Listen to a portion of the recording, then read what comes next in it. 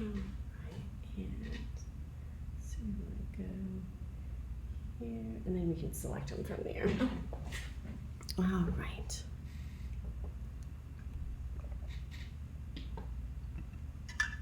Hello, Amazon. I'm Leah Little. I am excited to talk to you today about some of my favorite books for reading with the family. Some of these are books that you could read with your kids, even a couple that you could share with grandparents.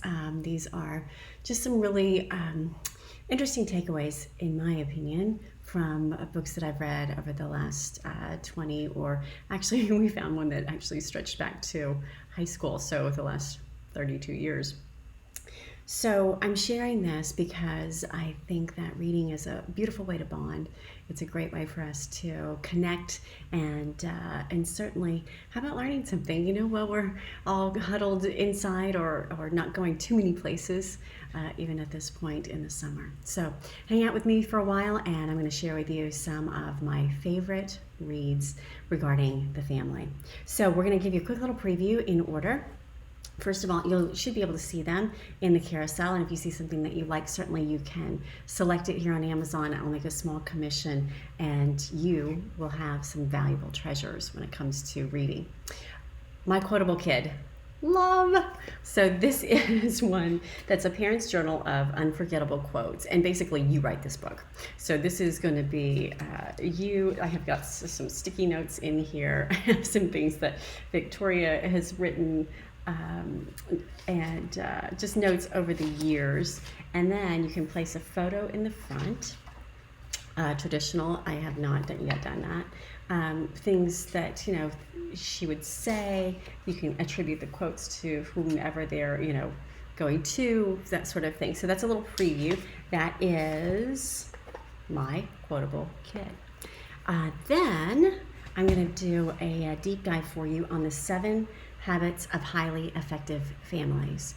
This is probably one of the most important books, in my opinion, becoming a parent and creating a family unit. If you are familiar with 7 Habits of Highly Effective People, Stephen Covey, for so many of us, one of our all-time favorite authors, and I'm actually reading one of the books his son wrote about trust, actually right now. But the 7 Habits of Highly Effective Families sort of walks you through that same kind of concept of step 1, step 2, each step building on the next, sharing with children, creating a family motto that brings everyone together, and then living by that motto. There's some really high-line, prudent, and valuable insights in this book, in my opinion. So that will be coming up. This is a fun one. 365 Manners Every Kid Should Know. So my daughter is now 11, and let's hope she knows all of these. Some of them are a little dated now because they'll reach back to phone etiquette and some things like that, but I still think it's timeless. So 365 Manners Every Kid Should Know. I would say, let's see what it recommends here. I would say this would be for like 5-6-year-olds on up. But as we go in, we'll see if it gives an age range. How early should you start teaching manners? There you go, question number 1. So we'll find out as we go into this book. Sark. Have you heard of Sark? Love this lady. Make your creative dreams real. As I was contemplating what to share with you in this format, it dawned on me that not all books have to be specifically for family or for children to be in this arena and in this talk. So this one is one that's really, I think, more for adults, maybe that are reaching back to childhood and thinking about creative dreams. But then I thought, what if the reverse is also true? What if you could capture your child's creative dreams when they're still a child and kind of pull them out and bring them out? So we'll talk about that with this book as we go on our journey. So we're just kind of showing you in the carousel if you want to select early or find them in there. Okay, this one is a big one. How about that? Amy Vanderbilt's Complete Book of Etiquette. I don't know if there's an edition after this. This is the 50th anniversary edition. This is the last one I picked up.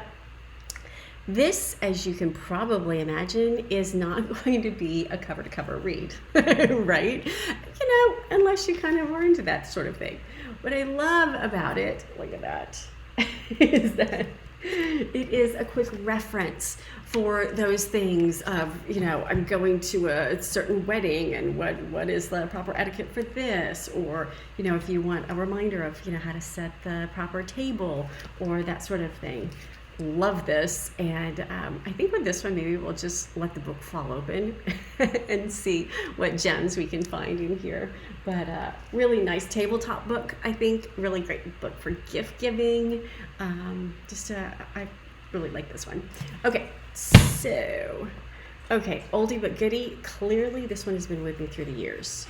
I think that the dog before Dallas, I have a little dog named Dallas who's 8 months right now. The dog before this one ate this book.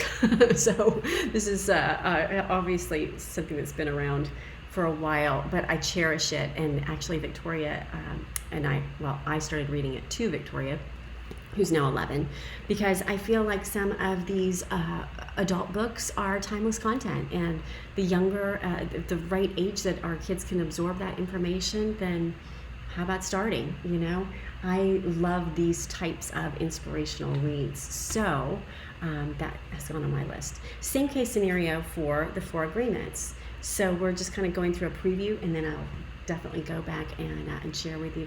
Oh, and we'll check the chat too. So I'm here if you want to chat. We're glad to do that. So the Four Agreements, possibly one of the most life-changing books I've ever read. I had to kind of skim over just the very first intro to it, talking about sort of some darkness and some things I didn't quite understand. But then when I got to the actual Four Agreements, which I love the fact that they are, they're right there, right inside the front cover. So it kind of gives you the Cliff Notes as soon as you open the book, which I think is kind of cool. But we'll talk about the Four Agreements. Really pivotal book, great for kids, great for adults, great for business people. I just think it had to be in this family reads. Here's one, Writing Notes with a Personal Touch. Now, I may be a bit nostalgic and I may be a bit behind the times, because I know now some people consider it proper to send a text as a thank you, or sometimes send an email as a thank you. I love the old-fashioned notion of taking that moment, finding a piece of stationery, and saying something really thoughtful as a thank you, or as a message to someone, and I find it really meaningful. In fact, we had something happen in our neighborhood. We left a note for the neighbor next door, and I could see 2 days ago, as he came to talk to me and just say thank you, that it really meant something to him, that we took the time to write it, to deliver it. There's something very deliberate and beautiful about that. So we'll talk about writing notes with a personal touch. Here's one that is really on my agenda of things to do. Conversations with my mother.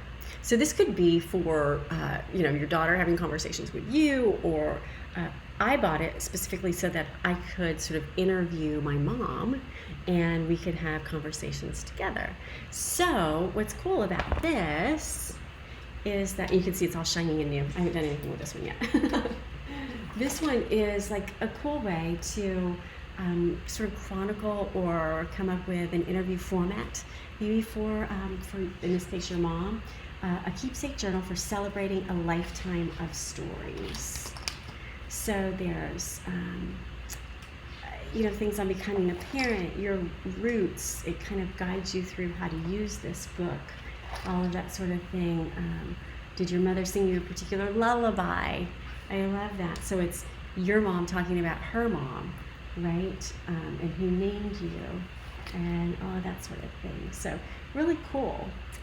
Who's the first person, who's the most famous or admired person in your family? Any black sheep? So you could find all kinds of cool things in here to talk about. And I think you could do it in order, you could jump around. So that's Conversations with My Mother, as we're walking through our little guide. And then also, I think I would be remiss if I didn't put in here the whole world of books that's available. I've got this plugged into my little charger on the Fire tablet. So how cool is this?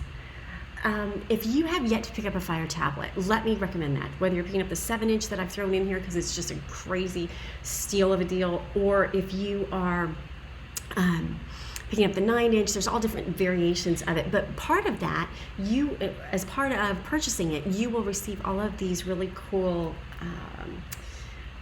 trial periods. And so part of that is through Audible, part of that is through the book portion.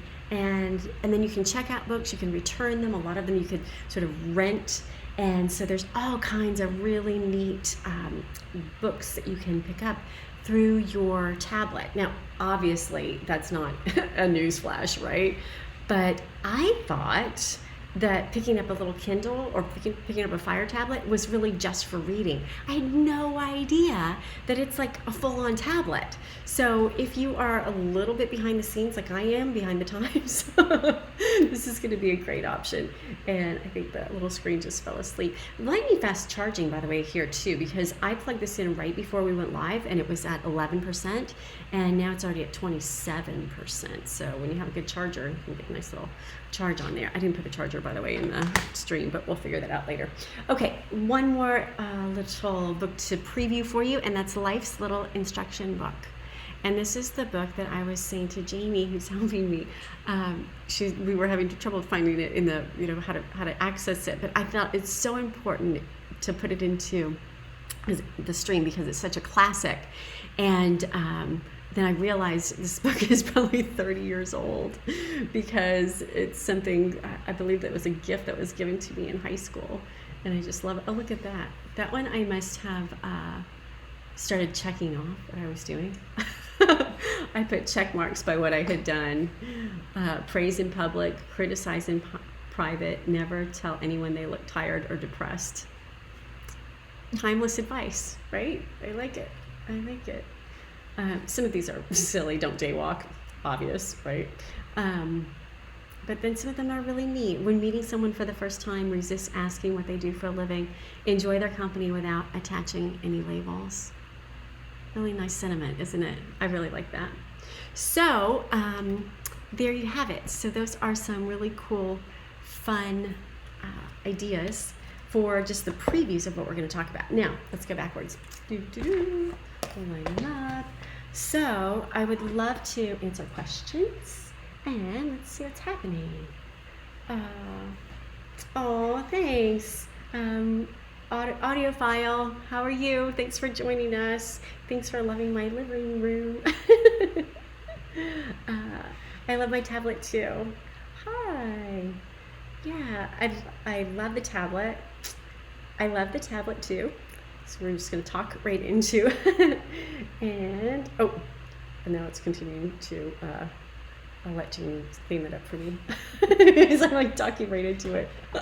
So hi audiophile, I'm so glad that you're here. Yeah, my living room is all kind of organized. Don't take a look in the other bedrooms. They're a little messy right now. But that's what being a parent is all about, right? That's part of motherhood. So glad to have you here. And I hope that you find something valuable to enjoy and possibly to read or to read with your kids or to share with parents. So welcome, audiophile. And if you have any other questions, glad to answer those for you. Let's start with My Quotable Kid. I love this book. I bought this book before my daughter was born. She's now 11. I just knew that there would be some things that we would want to chronicle. So let me just take my little notes out here. This is a really simple keepsake, but it's not a book that is written that you read. This is a book that basically you write. It's quotes of things that your kid says, maybe when they're super young, maybe quotes throughout their entire life. So My Quotable Kid, a parent's journal of unforgettable quotes. So you have a place where you can put the photo here in the beginning. These quotes belong to, I should probably fill that in. classic me. I haven't just dove right in without actually doing a whole lot of setup in the beginning. And what's really neat is not only the quotes themselves, but the nostalgia, I think, that comes from rereading and sort of stepping back in time to those places that you were when those quotes were said, when those things were said.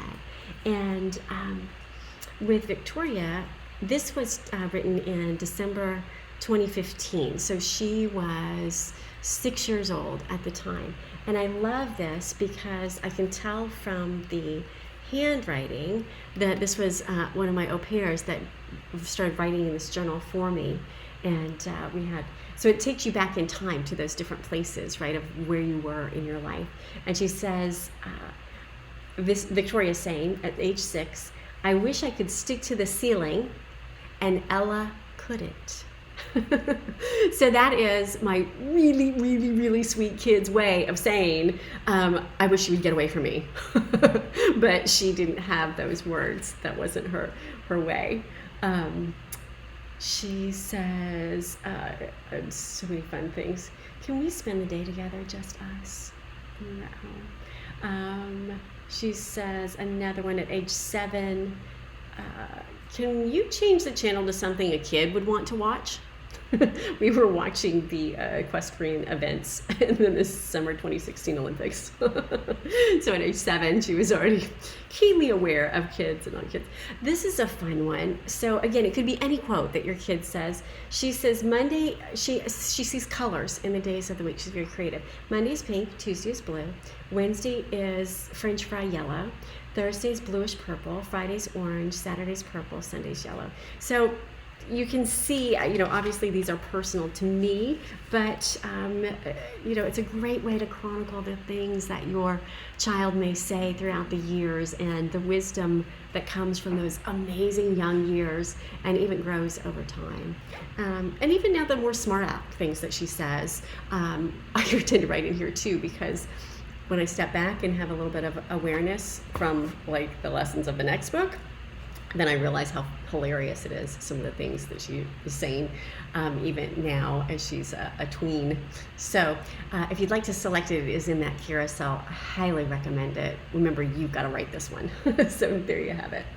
All right, let's go into what I think is probably the most important book of this, certainly of this discussion, but possibly one of the most important books that I feel like I've ever read and reread, and still flip through and keep migrating back to. Stephen Covey, and this is 7 Habits of Highly Effective Families. You may know or have heard of the very famous book, 7 Habits of Highly Effective People. Love it, highly recommend it. Not talking about it here because we're talking about families. So the very first premise that I love about this book is he suggests to have a family motto or a family agreement, and to have everyone in the family sit down and contribute to what that thought might be and what that philosophy might be, and then he challenges us to live by it, to write it yourself. It's like a covenant, right? It's like a marriage vows for your family kind of thing that you go back to. And I just think it is beautiful and soulful and a wonderful way to bring the kids into deciding how the family's going to be and what that's going to look like, and then hold each other to that bar as well, which is not so easy, is it? So as I'm opening it here, I even make notes on the inside cover. So here's how he would sort of tease you with this. It says the 7 habits of highly effective families will help you find answers to such common family challenges as: how can you move from a me to a we spirit in the family? And how can you have quality time for the family when both parents or the only parent are working simply to keep food on the table? How can you build harmony in the family when everyone is criticizing and putting one another down? How can you get your children to do their jobs and homework cheerfully without being reminded or bribed. I got to go back and read that chapter. If you know me personally, you know exactly what I'm talking about there. And if you have a kid, I think you're in the same boat as I am too. How can you influence a family member who just won't listen to you at all? How can you strengthen your family to withstand destructive influences in society? What do you do when you feel you're losing a child? How can you discipline without punishing? How can you rebuild a broken relationship when the feeling is no longer there? How do you create and maintain order and a spirit of cooperation in the family, yet give family members the freedom and autonomy they need in order to grow and find fulfillment? And finally, how do you create a spirit of fun, adventure, and excitement in the family? Great questions, right? So if you want those answers, those are the questions that are here on inside the front cover. If you want those answers, man, dive into this book with me. This would be a really fun one to do like a book reading club together with, and kind of share notes and stories and camaraderie and hold each other up, right? So the 7 Habits of Highly Effective Families. Like I said, I think it is probably the most important book that I want to share with you in this time that we have together, and really so full of nuggets of information. So let's just flip through and I'll show you a few of my faves here. I've bookmarked these pages, actually not particularly for this time that we have together. I've bookmarked these pages because they're pages I want to refer back to personally for me. So why mission statements? Why special family times? Why one-on-one bonding experiences?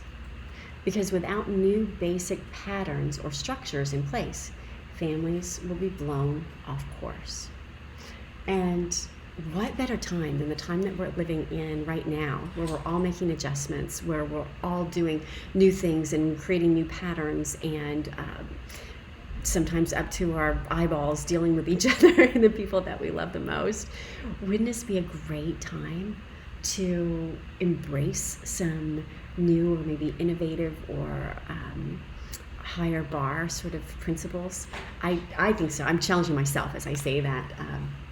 So specifically, Stephen Covey says, I'm going to encourage you to set aside a special family time each week that, barring emergencies or unexpected interruptions, you hold inviolate. This family time will be a time for planning, communicating, teaching values, and having fun together. It will be a powerful factor in helping you and your family stay on course. I'm also going to suggest that you have regular one-on-one bonding times with each member of your family. Love that.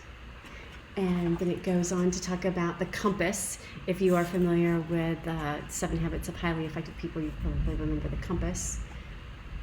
As the thunder looms outside. Did you hear that? How is that for like a dramatic cue? That was just nature. Just saying. Okay, I'm going to have a little drink. Steph Sark, my hair's on point. Oh, thank you so much. That's so sweet. We got to support each other. I appreciate that, Steph. That's awesome. And so where are we here? I'm really glad for your feedback and love interacting with you. So thanks for chatting with me in this space as well. Thanks for being here and talking about parenting. So the compass helps you recognize and develop 4 unique gifts that you have. So I probably need a refresher on those 4 unique gifts. It's been a little while since I've gone through all of that detail. Again, these are just bookmarks that I made for myself. They've been in here for a little while, so I can revisit them. If you're familiar at all with Stephen Covey, you remember his beginning with the end in mind. He says, the end in mind, a beautiful family culture. When I say culture, I'm talking about the spirit of the family, the vibes, the chemistry. And he goes on to say that when your happiness comes primarily from the happiness of others, you know that you have moved from me to we. And that's, again, a basis of some of his family thoughts here. Keep in mind that when you're working with your family, slow is fast and fast is slow. That's a really good reminder. As frustrated as I got with Victoria last night for not doing some of her math summer schoolwork, I blew up really fast, but I don't know, I think that kind of slowed us down on our progress. So salient, these lessons in this book. Here's another. The spirit is one of being joined together. I'm not perfect. You're not perfect. We're learning and growing together. When you share in humility what you are learning with no intent to shape up someone else, it unfreezes the labels or judgments others have of you and makes it safe, permissible, and legitimate for you to continue to grow and to change. Talks about the miracle of the Chinese bamboo tree. I think patience is faith in action. I think we can remember the bamboo tree, right? Like it's settles and it grows underground and it's nurtured and then one day it shoots up. Yeah. Let's all hope that for our children, right? That we're just putting all that good stuff in them right now. And I love Mom. I love that stuck in here. So cool. So talks about love, foundation of a beautiful family culture, judgment, rejection, manipulation, so many beautiful things in here. For sake of time, I'll just scoot along. But that is the 7 Habits of Highly Effective Families. If you're looking for something that is full of compassion, that is something the whole family could read and digest together, or just to give you nuggets and things that you can do with the family, I highly recommend this book. I think you can also, I'm sure you can, find the audio version on the Kindle. So let me just remind you, if you don't have a Kindle or a tablet, that obviously there are so many of them that are available for you here on Amazon. And you have so many ways of listening, of reading digitally, if that's your thing. I tend to like the pages. That's why this has actually been physically in my library for a number of years. But there are lots of digital ways that you can read these books as well, so keep that in mind. So the Kindle is available for you. We'll pop it up there in the carousel. I just happened to order the 7-inch version because it was on sale, and hey, who doesn't love a sale? But if you want the larger size, you can do that too. Oh, thanks, Jenny. So, audio file. Oh, your voice is super calming. Oh, thank you. That's because I'm talking about things that I love, right? So nice of you to share that. I appreciate that very much. Not always that way when I'm, yelling at my kid. I try to practice these, but I don't always get there. But that's just the way it goes sometimes. Speaking of maybe not having to yell at your kid, let's talk about this one. 365 manners every kid should know. I picked this up on a whim one day in the airport as I was traveling down here to St. Petersburg when I lived in Nashville, and thought the sooner the better when it comes to teaching my kid manners. So as you might imagine, 365 refers to every day of the week. So there are different lessons that you could just read with your little one, or they could read if they are of reading age, and one a day. So this is by Cheryl Everly with Carolyn Everly as well. And games, activities, and other fun ways to help children and teens learn etiquette. So what's nice about this is that I think it makes it really easily digestible because it's one a day, right? So easy in that way. So how early should you start teaching manners? Question 1. It's the first thing I thought of. Oh, wow. I love this because it's all broken down into April, May. Some things are related to the time of the year when it comes to the tips and the etiquette, and then some things are just generic of phone etiquette, table etiquette, that sort of thing. So I should have bookmarked this one. Okay, a great beginning. Learning good manners will give your child essential tools for life. The principles that govern etiquette are based on awareness of others and respect. They equip your child to treat others kindly and empathetically, taking into account their feelings. Your child will also gain confidence, and I think this is the key. This is actually why I really love this book. Your child will gain confidence that comes from the knowledge of knowing the right thing to do. I think that is probably, to me, the most important thing, is that they know what. Sometimes kids don't know what to do, and then what happens? They don't do that, and then they feel awkward and whatever. That goes into all kinds of psychology. I'm not a psychologist. I just read that stuff all the time. So I think this is a really great tool. While your children put into practice a few good manners, you'll need to remind them often of others. Start with the basics and enjoy the journey together. So here's where we were going with that. How early should you start teaching manners? And some start as soon as the child is born, as it says here. And while our children might do what we say, they are more likely to do what we do. Ooh, there it is, Mom. Right? Gotta practice what you preach, do what you do, and that's really how they learn it, which is probably why this is, I think, such a great book, because, again, it's about the doing. It's about the doing it together and the daily practice, like we hear so much about in so many other genres of thought and school and books and philosophies. Really love that. So this is kind of fun, and then we'll move on in just a moment.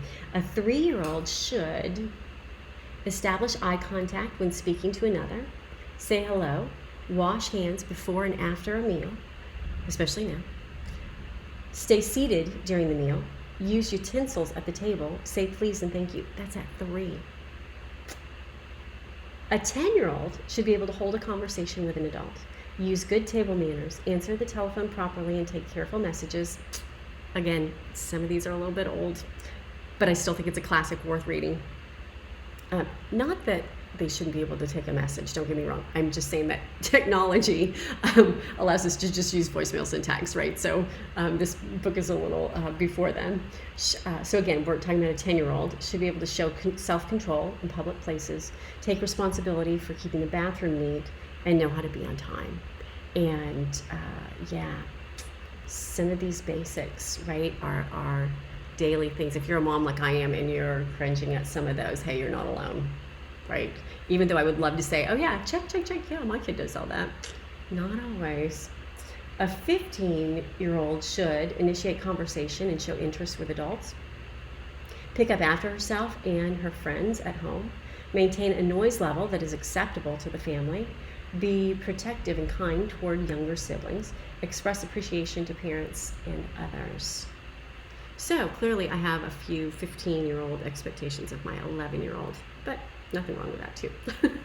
So again, this is 365 manners every kid should know, and it is a book of days. You could start in January, but I don't think you have to. I think you could, start on whatever day you want to. Or sometimes we've just sort of randomly opened it up and said, hey, what's going on with this? This is interesting because it opened up twice here, so I just feel like I should take the time to read it. July 16th. Hello. It's interesting because today is July 15th. Cool. It opened up to July 16th. Manage your emotions. Emails should never be written in anger or frustration. Once you've hit send, you can't undo the action, and you'll likely regret it. If it's not instantly, in the days to come. There's no erasing the message. It's now encrypted online and made its way to the recipient's inbox for him to archive or forward as he pleases. If you receive an email that incites an emotional response, take some time to calm down before sending a reply. Close the email, go for a walk, make a snack, watch a movie, do whatever is going to bring you back to level-headedness. Sometimes it's fun to just open it up and let the pages fall where they may and read the message.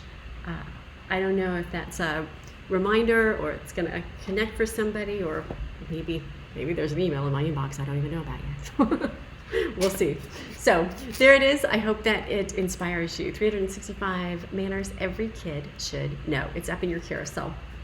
Highly recommend it. Okay, let's keep going here. Now, speaking of cool creative things, I really like this one. Make your creative dreams real. SARC was introduced to me by a manager of mine when I first started in television shopping. excuse me, and she recommended a number of great reads to me, and this one I actually didn't read until about 10 years after she gave it to me. Clearly, wow, there's that thunder again. It's like it's right on cue. It's so weird. Whenever, I just got hot. Perhaps it's a sign I should have read it earlier. I don't know. Make your creative dreams real. Is that so weird? That's so weird. A plan for procrastinators. The fact that I took 10 years to read it. Perfectionists, busy people, and people who would really rather sleep all day. I don't know if I would really rather sleep all day. Well, now that I get older, sometimes, yeah. But so I put this into this discussion today about family books because I think it's really a book for adults. But what I find when I'm talking to my daughter is I think it's so cool that she has these childhood dreams that she is articulating to me. And as I'm writing them down and keeping them in our, where's that little quotable kid book? This one, I'll pop it up in your carousel in case you missed it. That quotable kid book. I mean, why wait until they're, 25 years old and go back and quote their dreams? I mean, what if you were able to inspire them like right now and have them write down their creative dreams even when they're young, or do it together. Maybe you're writing your creative dreams, they're writing their creative dreams. I mean, even little boys, it's amazing how, obviously I only know about girls because I only have a girl, but I think it's amazing sometimes the fun and the freedom and the bonding that comes with spending time together doing things like this. So the prompts that are in here are really super cool. Let's see. Introduction. Your dreams need you to make them real. I believe that creative dreams saved my life. As a young girl, I was physically abused by a family member. She goes on to talk about that. Creative dreams fueled me, filled me with wonder, and infused me with certainty that there was something in the world that was good. Love that. I think that show and tell should be me every day. I love this. So there's a first little introduction. And then what's really fun is that you have your fantastic first month, finding and naming your dreams. We got kind of creative here, and I wrote in and colored with some markers, just kind of following the idea of the book. And it gives you these really inspiring pushes, if you will. I'm a recovering perfectionist who's often afraid to choose the wrong thing. So I don't choose anything, thinking that it will keep me safe. Safe from what? Safe from playing a game in a book that might bring more light into my life? I love that. And then there's all of these really unconventional, you don't have to be tall to see the moon, an African proverb. Love that. Anyway, so it's seemingly this book by Stark, Make Your Creative Dreams Real, a meandering of creativity and sort of thoughts tied together and inspirations. But actually, when you really dig into it, it's like a textbook of journaling to pull out of you what is inside of you. So even though it looks really fun, and it is really fun, it's also really deep in the prompts if you're willing to go there. Remembering dreams. And it's chronological. She says you don't have to go in chronological order, but it's interesting when you do, because you start seeing this unfolding of a path before you that she's leading you on, but you're actually writing the journey of a game or something to try. Okay, here we go. The succulent second month. Big lesson for me and probably for a lot of us, the land of no. Smash something. Inanimate. Old dishes, gifts you don't like. My friend Val throws overripe tomatoes at the wall. You can create a small ritual and let smashing release a part of yourself that is stuck, crabby, or in need of expansion. Write a rejection letter. Write to the parts of yourself or people who stop you or inhibit your creative dreams. You don't need to mail it for it to be effective. Dear blank, I have received your feedback and I have decided that it doesn't apply to me, my life, or my creative dreams. Please consult the guidelines for reapplication before communicating again. Thank you and goodbye. So I just got chills when I read that. I don't know about you. Make your creative dreams real. So if you are maybe more right-brained and somebody that thinks and feels in that way versus more of a chronological left brain kind of thinker, then here you go. Make Your Creative Dreams Real by Sark. A plan for procrastinators, perfectionists, busy people who would really rather sleep all day. And lots of fun art that's in there, and fun art that you can make yourself. And there's a treasure trove of cross references too. So books that are recommended: Kindred Spirits for Creative Dreamers, Creative Dream Questions. Do you have a creative dream or dreams? What are they? What scares you? I mean, just so many tools that are in here. Hold fast to the dreams, for if dreams die, life is a broken winged bird that cannot fly. So there's poems, there's quotes, all kinds of things. I have my own notes in here too: rebelling, not conforming. We could talk about this for a really, really long time. I'm going to set that aside because I think that's going to be fun for later today. Okay, so that was Make Your Creative Dreams Real by Sark. Let me give you a quick reminder of some of the things that we've talked about already and some of the things that we have yet to. Remember that the tablet, the Kindle, is available on Amazon. I highly recommend this because if you are a digital reader, of course, all of these books, I haven't double checked. I would assume all of these books are in digital format and that I'm talking to you about today, certainly most of them. And if you're somebody that, travels a lot, you want to have something, that teeny tiny to take with you and to have all of that knowledge and inspiration and creativity on the inside of, this is a great way to go with the Fire tablet. I picked up the 7-inch. There are, of course, other sizes that are available. I've put that available for you in the carousel, and I do recommend it. But know this, that if you were a little naive like I was, and I was thinking that a Kindle was just an e-reader, it's a full-on tablet. So you get a little bonus there, and a crazy great price, right? I thought, there were only those more expensive options of purchasing when it came to a tablet, but this is really great. So that is the Fire tablet. Quick reminder there. My Quotable Kid, love this. This is, I think the only book that you actually have to write yourself that I'm recommending to you. What I mean by that is it's your collection of quotes of what your kid says over the years. So My Quotable Kid, available for you there in the carousel. Quick reminder there.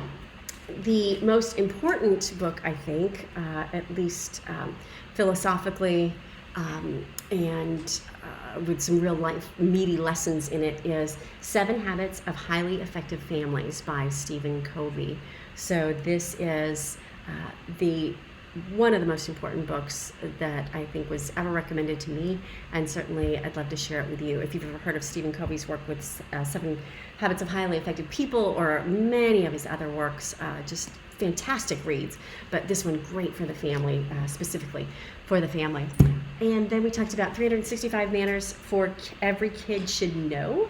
So let's pop that one up in the carousel. Jamie's over here helping me out. So glad to answer questions or talk with you in the chat. I really appreciate you being here with me, and I hope you're getting some value out of these recommendations, truly. Make Your Creative Dreams Real by Sark. I think you could probably tell when the thunder struck just how attached I am to this book. So this one's really cool. It's so weird that there's thunder and then there's no rain. It's not raining here right now. So there you have it. Make Your Creative. Okay, now let's move forward. And let's talk about the big one. Okay, and by the big one, I mean, hello. This is Amy Vanderbilt's complete book of etiquette. Love it. Great reference book. I'm just going to tilt this down a little bit for you. So I'm going to read some things to you. So I think this is a great kind of coffee table book, a great book to have around, so that if you ever need a quick reference for the kids, if they are asking you questions, or you really want to know a sophisticated adequate answer to an adequate question, this is a great reference. The reference, as I understand it. So, Amy Vanderbilt's Complete Book of Etiquette. Let's just let it fall open and see what it says. Postponing a wedding. Interesting. So, this is, and this could be really apropos for our time, right? Because a lot of people in the times that we're living in are making plans and adjustments. We just see, though, I love that so many are moving forward with their plans. We saw a beautiful beach wedding just a couple nights ago here in Florida. Love that as well. Okay, it doesn't happen often, fortunately, but there are times when it's necessary to postpone a wedding. The reason for doing so is usually an illness or a death. In the case of a sudden death, bride or groom, then it might be a sibling. They could be grief-stricken with the family, and they wouldn't expect, obviously, to move forward with a wedding. So it goes on, how long to postpone it. So there's some deep issues that are in here. I mean, deep situations that it addresses, and what would be, how do you notify the guests, and what do you do in that type of situation? For sake of our time here together, oh wow, for whatever reason, I'm opening up to pages that are not entirely uplifting. But since it came open here, then let's go there.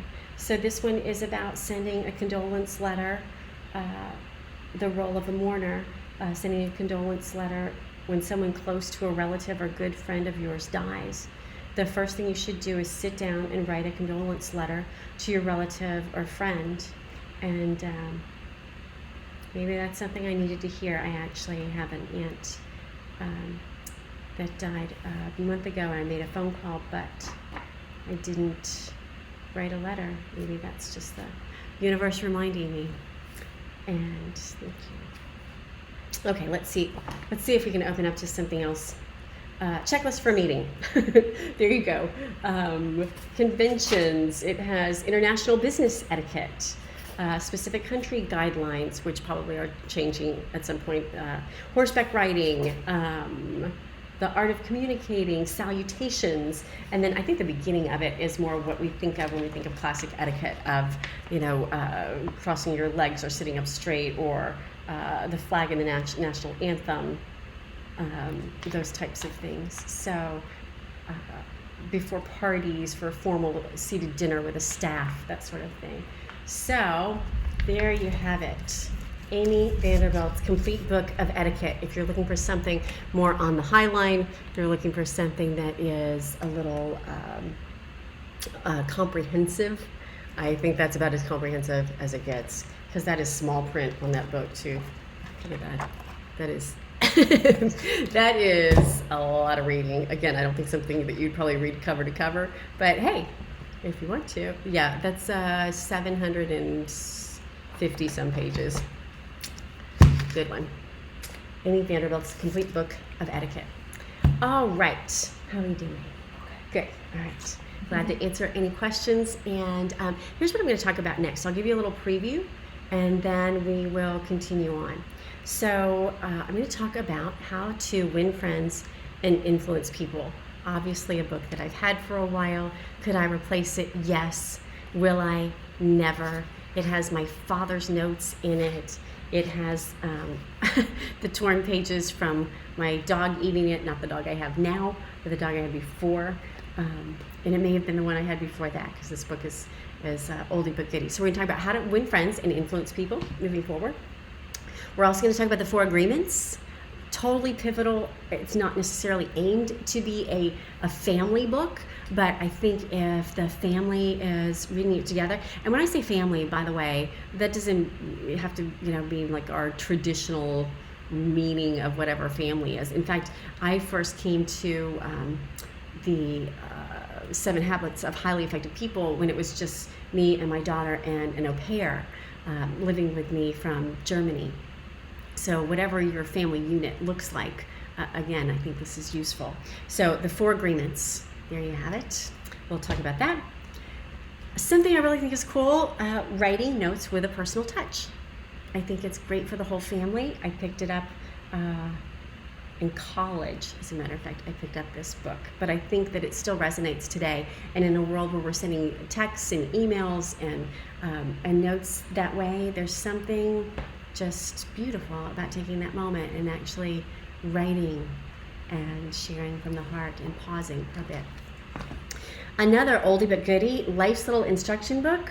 This one has been with me for a very long time, and I'm glad to share it with you because it's another fun little coffee table book. These are so old that they're coming back into style again, right? It's kind of like the Visco is reliving the 80s and the like all those things that are coming back.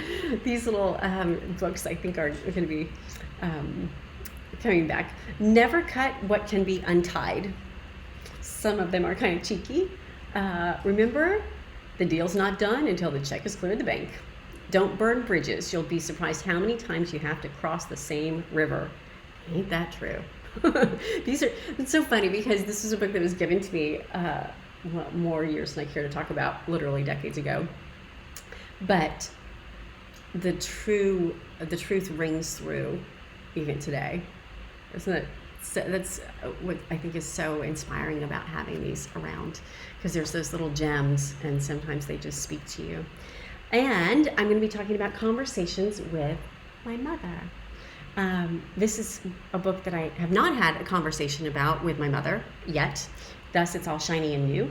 But I ordered it probably about 2 years ago when she was coming here for a stay. We never got around to doing it, but I think now would be a great time to do it. And I could even do it over the phone. She's in Dallas, I'm here in Florida, and it doesn't necessarily have to be something that you do sitting in the same room.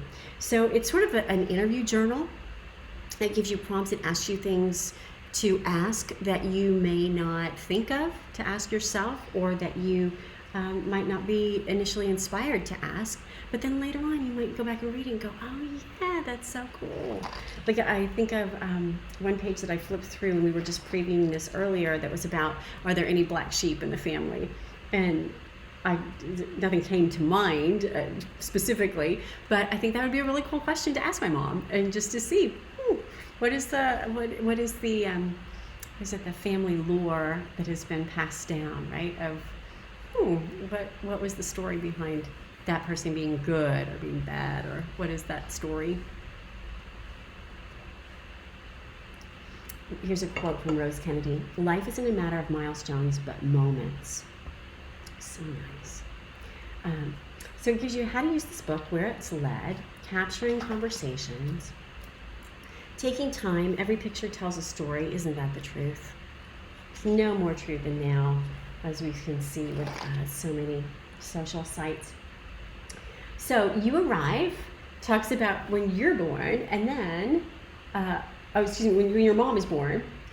Where were you born? What hospital? Who delivered you? Was there anything unusual about your birth? Do you have a nickname? Did your mother sing a particular lullaby? I mean, wouldn't that be fun to know about your grandmother?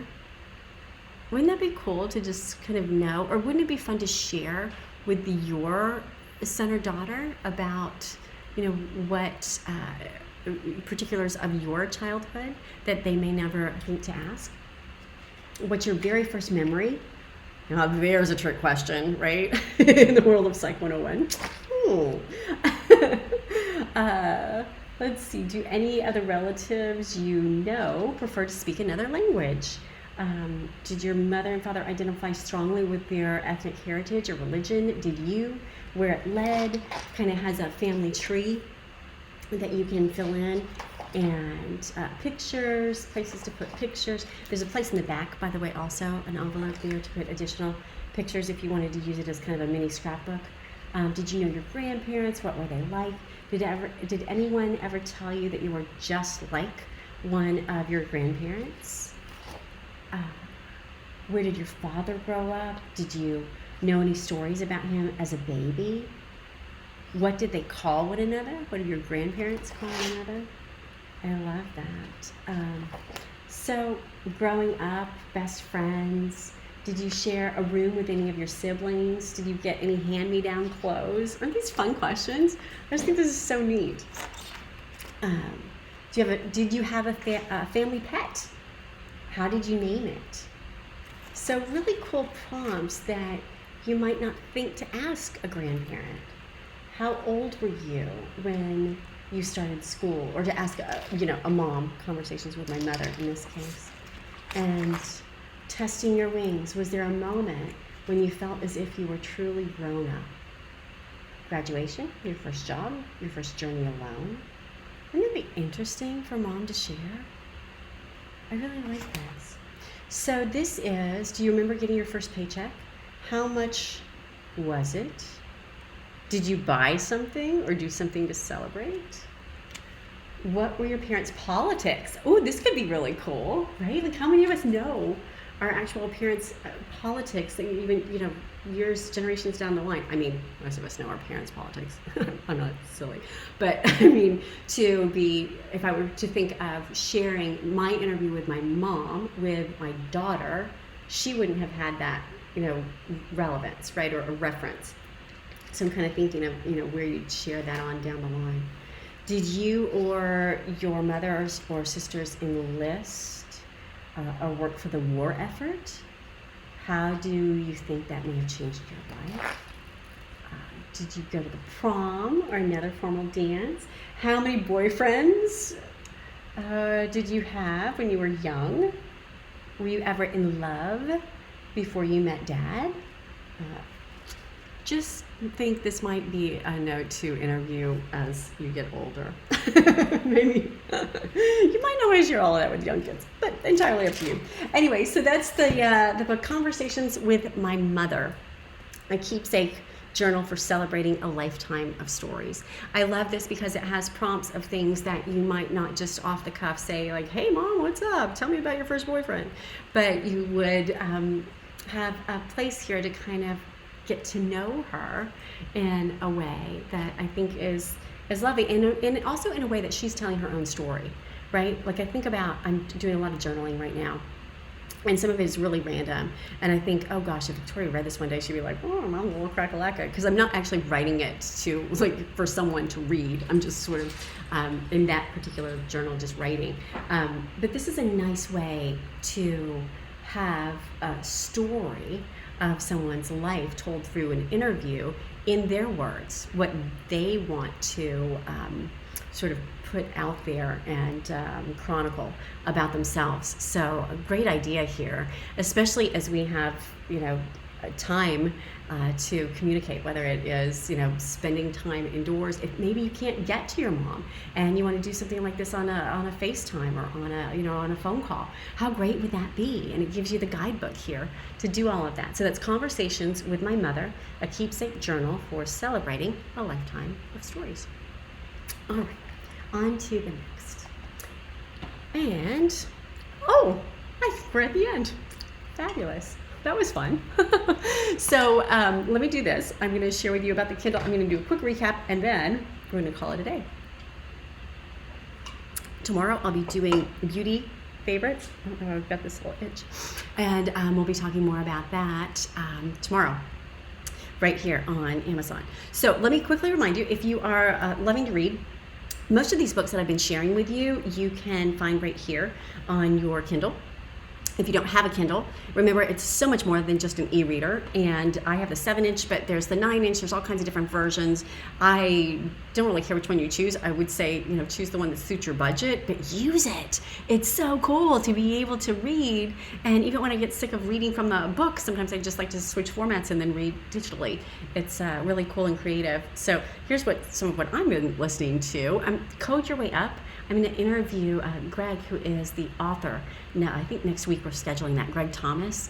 So that's going to be a really fun thing to do in this space. But whatever it is that you love to read, the Kindle is available for you, so I'll remind you about that in your carousel. Actually, Jamie's helping me with that. Here is Life's Little Instruction Book.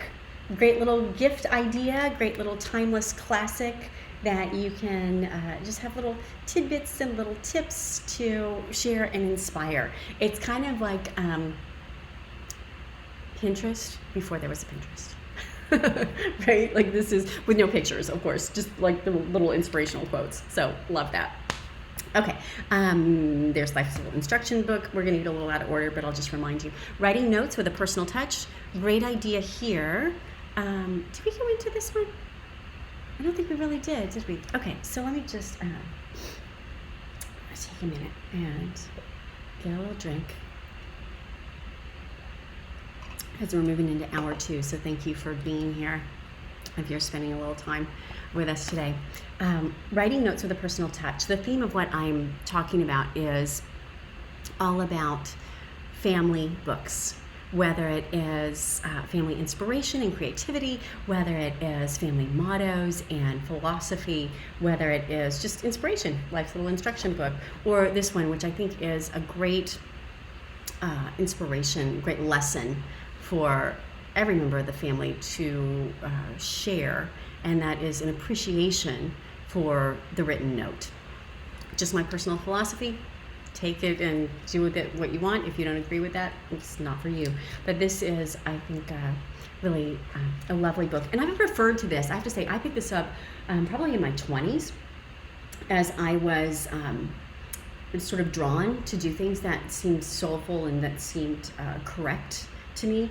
And I've referred to it time and time again because there's so many situations where you just don't know what to write. Like you're like, I feel like I should send a little something, but it's that awkward, like you get out, you have your little note card that has your little initial on it or has, a cute little picture, and then you're like, ooh, now what? Like, what do I actually say?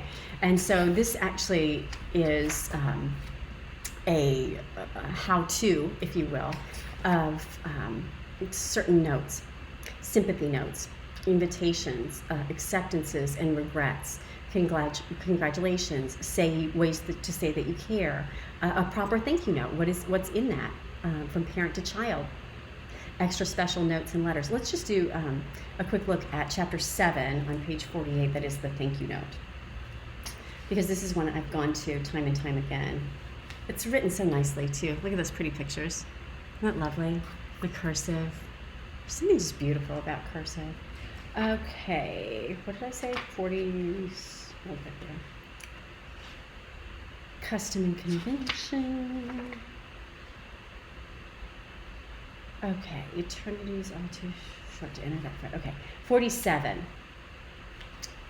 There's no such whetstone to sharpen a good will and encourage a will to learning as is praise. So that's a congratulations letter. Okay, here we go. It's chapter 7, thank you notes. Gratitude is the rosemary of the heart. Oh, that's lovely. Sincere words are not that grand, a Chinese proverb says. A thank you letter is very likely among the most frequently sent correspondence, surpassed only by birthday cards. Just take a look at the number of pre-printed thank you notes on the shelves at card shops and stationers. This chapter suggests ways for you to express your own sentiments of appreciation genuinely and personally. After reading this, you will never again be tempted to buy someone else's thoughts. Cool, right? Yeah, I love that. So here's just a little, for instance. The next time your husband gives you flowers, pen a note on pretty paper and tuck it into the breast pocket of his suit or his briefcase or his gym bag or in the car. That's just me ad-libbing because obviously this was written in prior times. If it's your style, spritz a little of your scent on the paper before you put it in the envelope. Picture his delight when he comes across your little thank you note. So simple things, right? I mean, the things that you just I may not think of every day. Don't overlook the small gestures, such as your child's teacher for doing something special. Acknowledge them with a simple handwritten thank you. And man, how big of a difference would that make in this day and age now with our teachers just going into overload. We appreciate the extra understanding you have given Timmy during the divorce. It's been hard on him, but you've made it a little easier. I love that.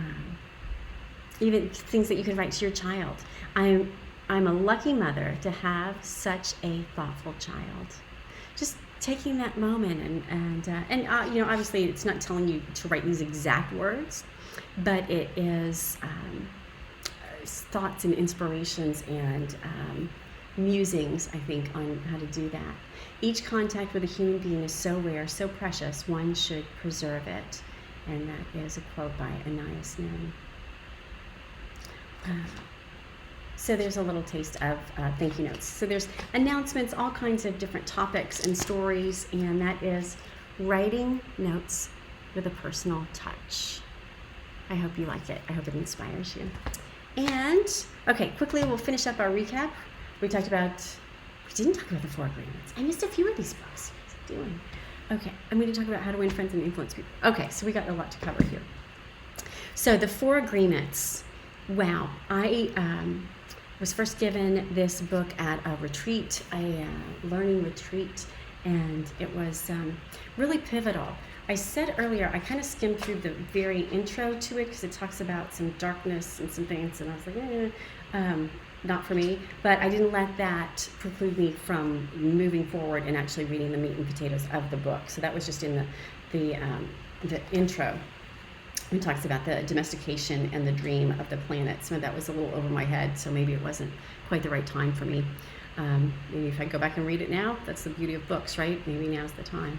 So the first agreement, and what I love about this book, by the way, by Don Miguel Ruiz, love his work, is that it's all right here. You can open it up, and right on the front cover are all of the 4 agreements. So it's really cool that they're just right there looking at you. And, oh, there's Dallas, hearing his dog outside. They are, be impeccable with your word, don't take anything personally, and I'll leave the other 2 for you here yet to be discovered. Should we grab him? Okay, I'm going to just grab my dog. You want to meet Dallas? Are you hearing the doggies outside, Dallas? Come. You want to say hi? Doing a good job being quiet back there. This is Dallas. Dallas is our little Havanese, and he was just say hi. And he's hearing some of the dogs barking outside. You okay? Yeah? Okay. All right, so let's talk about the 4 agreements. This is actually something that came to me even this morning as I was journaling. The 4 agreements have a simplicity about them that I think is really easy to skim over, but not so easy to really implement in day-to-day life. So the 4 agreements, be impeccable with your word. I mean, just that alone. Saying what you mean, meaning what you say, being direct, being honest, not being overly flowery. In my case, just that one alone, you can muse over that for a long time, and just think about how powerful that could be as you use it in day-to-day life, right? So just that, be impeccable with your word. The first agreement is the most important one, and it's also the most difficult to honor. It's so important that with just this first agreement, you will be able to transcend the level of existence I call heaven on earth. The first agreement is to be impeccable with your word. It sounds very simple, but it is very, very powerful. Why your word? Your word is the power that you have to create. Your word is the gift that comes directly from God. It goes on about the Gospel of John in the Bible. The word is not just a sound or a written symbol. The word is a force. It is the power you have to express and communicate, to think, and thereby to create events in your life. That's pretty amazing. It's so powerful to me. You can speak. What other animal on the planet can speak? The word is the most powerful tool you have as a human. It is the tool of magic. But like a sword with 2 edges, your word can create the most beautiful dream, or your word can destroy everything around you. One edge is the misuse of the word, which creates a living hell. The other edge is the impeccability of the word, which will only create beauty, love, and heaven on earth. Really super cool. Questions? All right, love the chat. Abby. Partos can speak. In the wild, they have all their own names for each other. Oh, that's so cool. Parrots. She probably means parrots. Oh, that's amazing. I love that. I'm going to have to think about animal languages, right? Love that. Yeah, isn't that the beauty of books?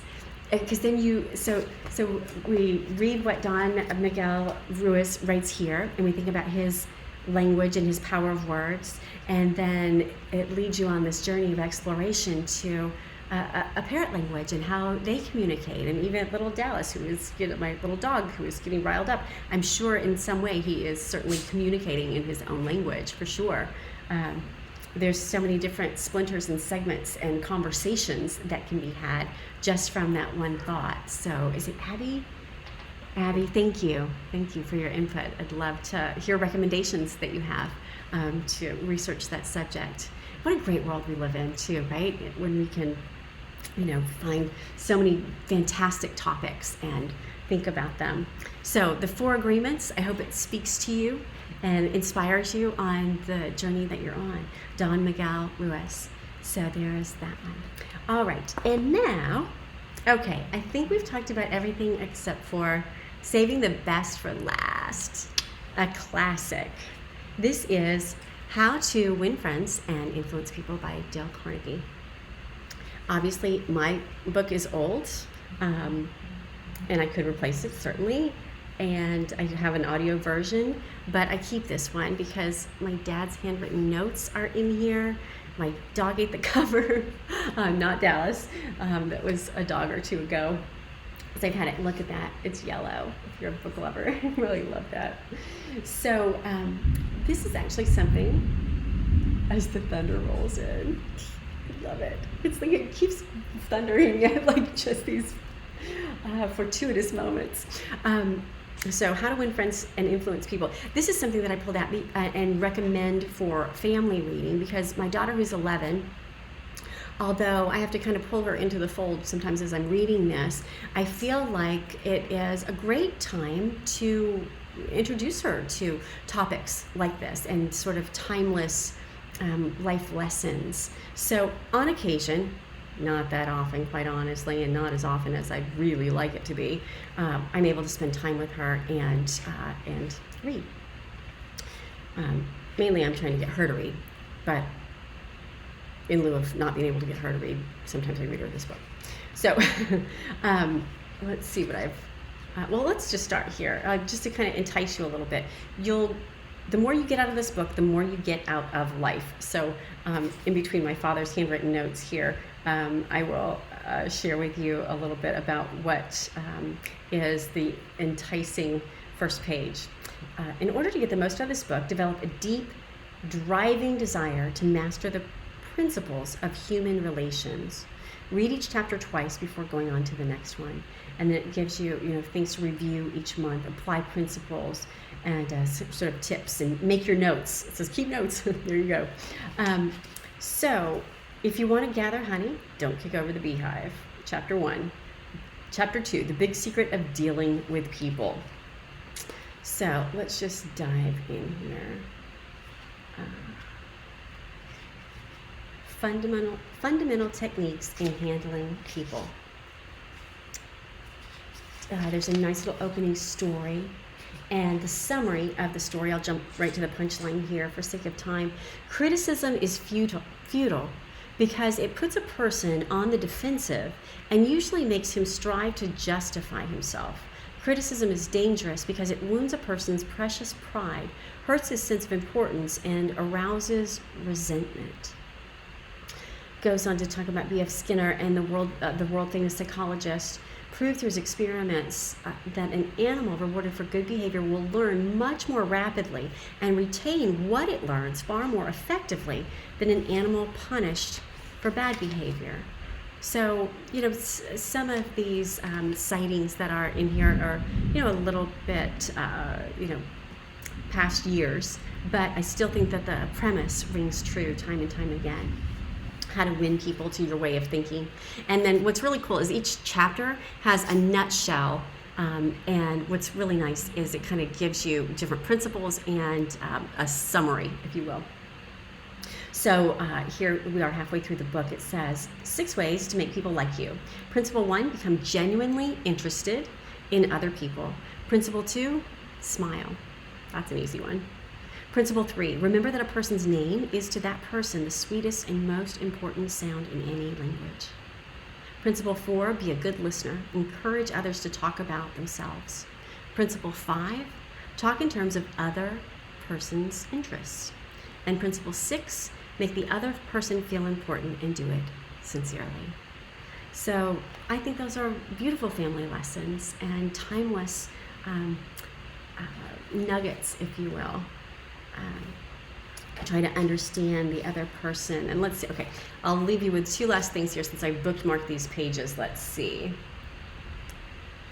You knew by some divine instinct that you can make more friends in 2 months by becoming genuinely interested in other people than you can in 2 years by trying to get other people interested in you.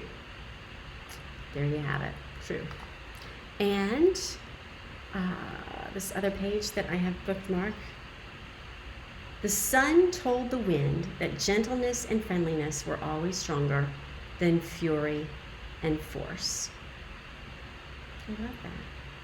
That's a good place to end. The sun told the wind that gentleness and friendliness were always stronger than fury and force. So, not the least of which lesson is in this book, How to Win Friends and Influence People, but timeless classic, certainly one I would highly recommend reading, either together or separately and sharing thoughts about it with the family. You can't win an argument. There's a great one for a family topic, right? Like nobody wins when you argue. Love that. And there's all kinds of ways that could go in conversation too, because obviously our disagreements have to be put out there. But so many really cool nuggets here. So let's round up. How to Win Friends and Influence People by Dale Carnegie, timeless classic. The 4 Agreements by Don Miguel Ruiz. I'll just kind of run through them for you in your carousel. Writing Notes with a Personal Touch. Great if you want inspiration or thoughts on exactly what to say. And Life's Little Instruction Book. Timeless classic. Had to throw it in there. Can't believe I still have it all these decades later. But still useful. Make Your Creative Dreams Real by Sark. Really cool if you're a creative procrastinator, or even if you want to. I really always thought my whole life of myself as more of a left brain kind of structured person. So really cool. But obviously, since it took me 10 years to read this book, I'm clearly a procrastinator. So thank you to the lady who gave it to me. And 365 manners every kid should know. And this could start young. This could be, for you if you have even, kids as young as 4 or 5. Love that. Stephen Covey, I'm going to save for last. My Quotable Kid. This is the only book that I put in here that actually, that's not true. These 2 books, you kind of write yourself. My Quotable Kid is just a place for you to compile your quotes from whatever fun things your kids say in childhood. And as well as I do if you're a parent, there's just so many cool things they say. And this one is Conversations with My Mother, almost the reverse end of the generation there, where you are interviewing mom and asking her about her experiences in life and her first boyfriend. I think we came across in here somewhere in a family tree, and let's see, put the pictures of the grandchildren and write something about them. How is being a grandmother better than being a mother? Are there ways in which it's not as good? Just all kinds of really cool questions. Conversations with My Mother, a keepsake journal for celebrating a lifetime of stories. And I'm going to round out with, the biggest one, Amy Vanderbilt's Complete Book of Etiquette. 750 pages of anything that you might want to know when it comes to proper etiquette. And then here is the one that I would highly recommend to you. and this is 7 Habits of Highly Effective Families. Beautiful basic principles, not necessarily easy, but simple to understand and timeless. Really classic here. And then remember, you can also get so many books digitally on your Kindle or your Fire tablet, and it's just going to double. Let me just take that lock off of there. It's going to double as your e-reader, and so much you can do with the tablet when it's digital. Take it with you on the go. You can have your books all right on the inside. Here's just a few that I'm trying out right now, because when you actually purchase the Fire tablet, you have a free trial of a lot of digital books that will come right along with it, which is nice because you can check them out from the library and then turn them back in, and there's no charge depending on the length of your trial. I think mine was 30 or 60 days, something like that. So hope you enjoy. I hope you've enjoyed this time, and I've inspired you, hopefully, to do some really cool things with your family when it comes to reading and bonding and sharing some special time together. So I think we'll sign off unless we have any chats to answer. All right, so thank you for joining me, and thank you for chatting with me, and good reads. We'll see you soon.